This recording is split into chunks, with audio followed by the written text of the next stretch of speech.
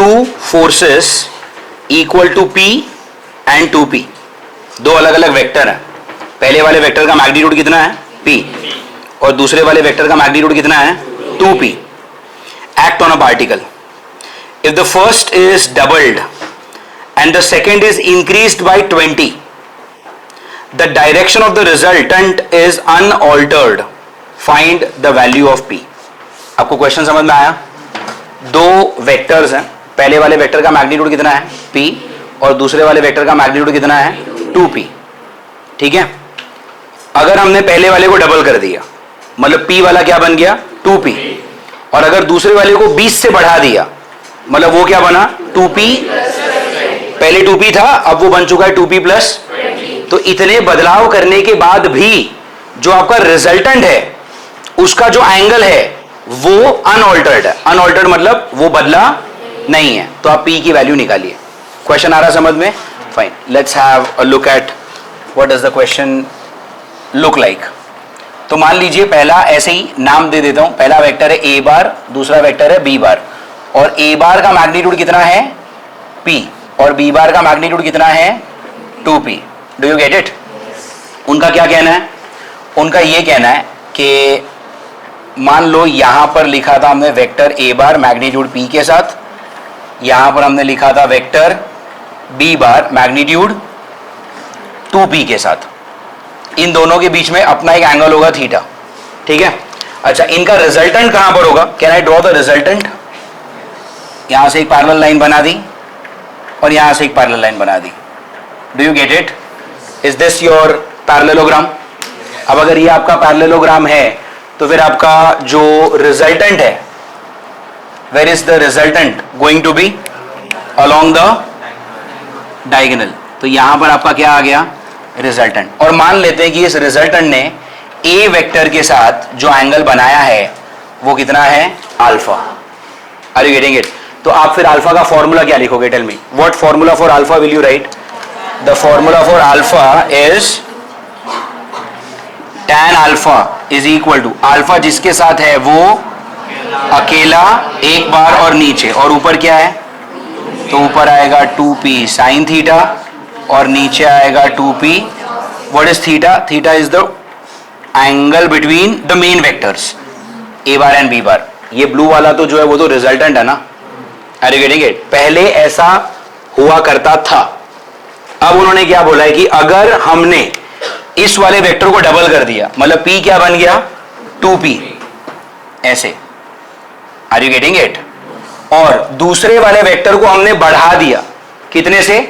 20 से. तो अगर हमने इसको बढ़ा दिया तो now that becomes what? Tell me 2P plus 20. Do you get it? So now if you try to draw the parallelogram, तो ये इससे पैरेलल लाइन यहां पर और इससे पैरेलल लाइन यहां पर. Do you get it? This becomes your parallelogram. And now if I try to draw my resultant along the diagonal, तो वो रिजल्टेंट कुछ ऐसा आएगा. आ रहा समझ में? और अभी भी ये जो रिजल्टेंट है इसके साथ एंगल अल्फा ही बना रहा है. This alpha and this alpha they are same. कैसे मालूम पड़ा मुझे?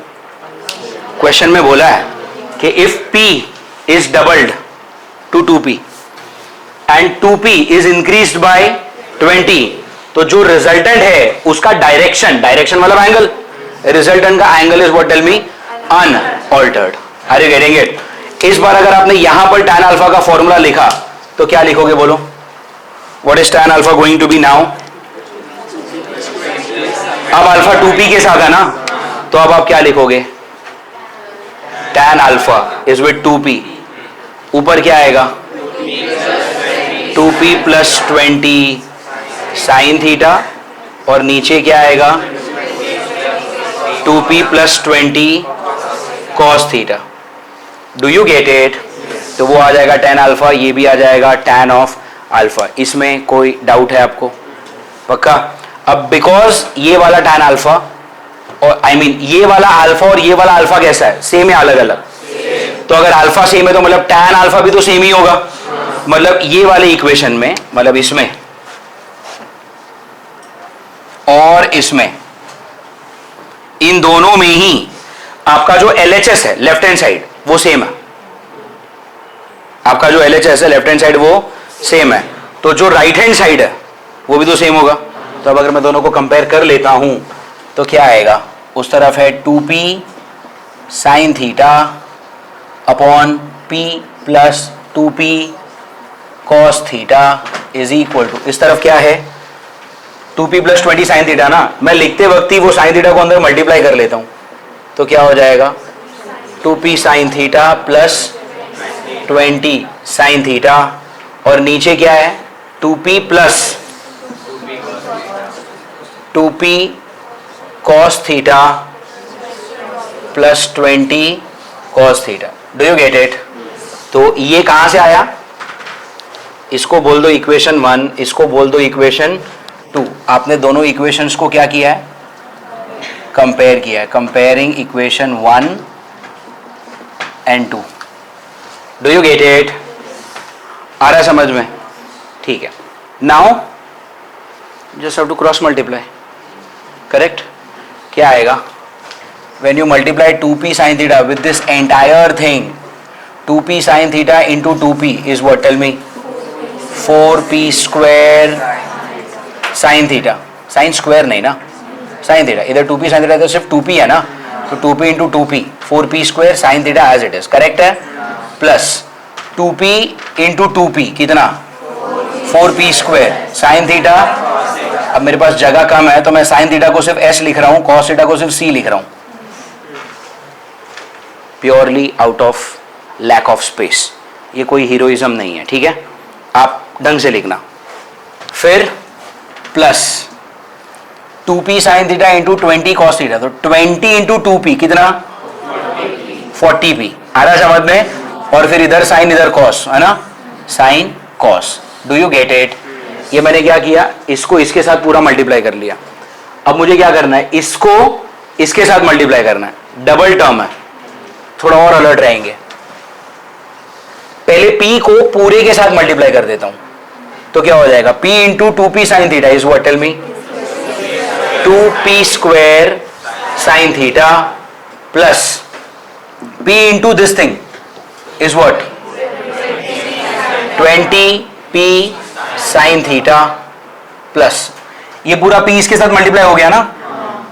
अब 2p cos थीटा को उसी के साथ मल्टीप्लाई करेंगे तो 2p इंटू 2p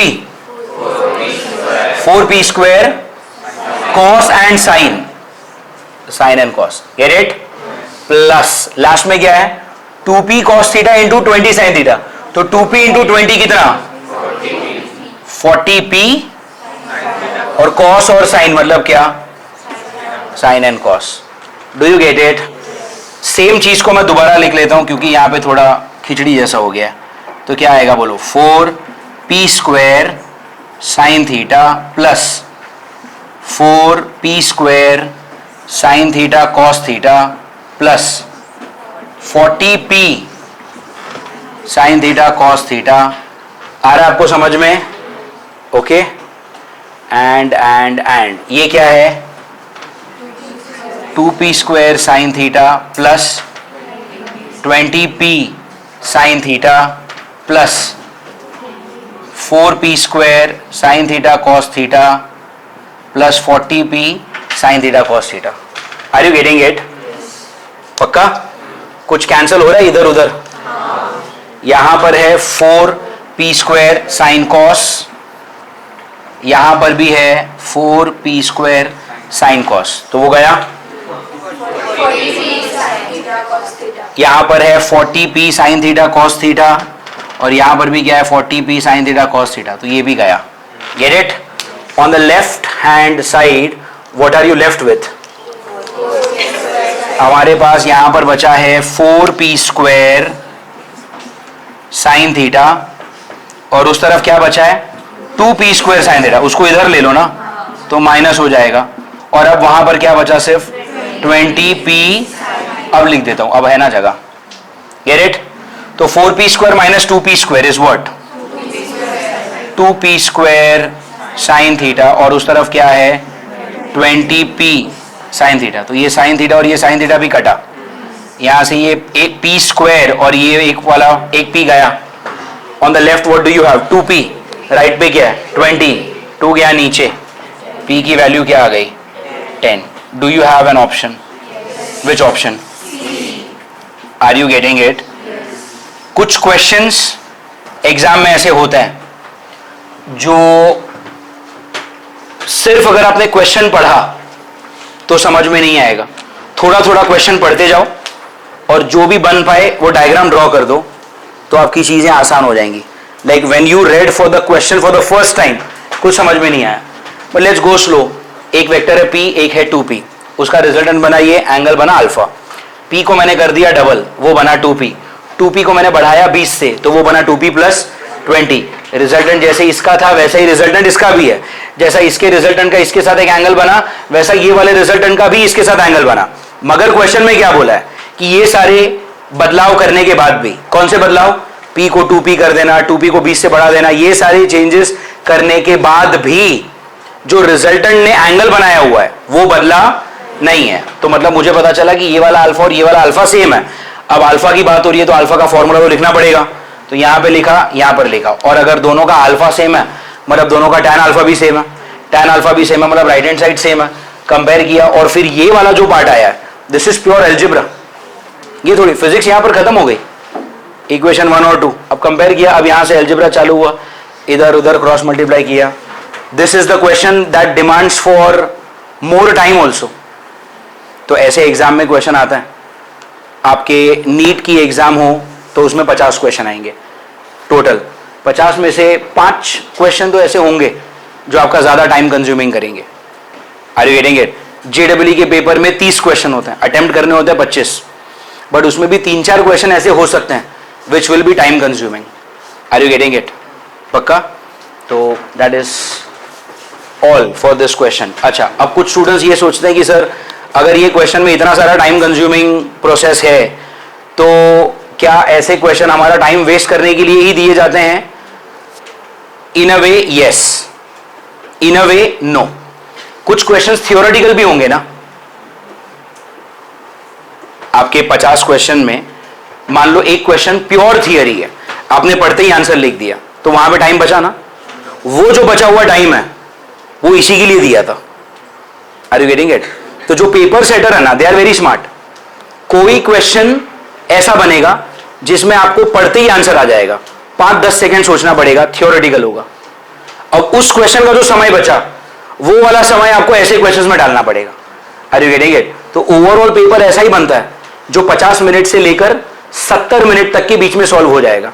50 मिनट मतलब 1 घंटे से थोड़ा समय कम, 10 मिनट, और 70 मिनट्स मतलब क्या, 1 घंटे से थोड़ा समय ज्यादा. तो मोर और लेस पेपर बनाने वाला जो इंसान है वो ये मेक श्योर करेगा, और वो हमेशा करते हैं कि आपका जो पेपर है वो 50 to 70 मिनट्स, ठीक है, average 55 to 65.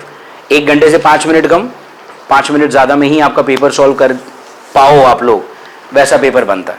Do you get it?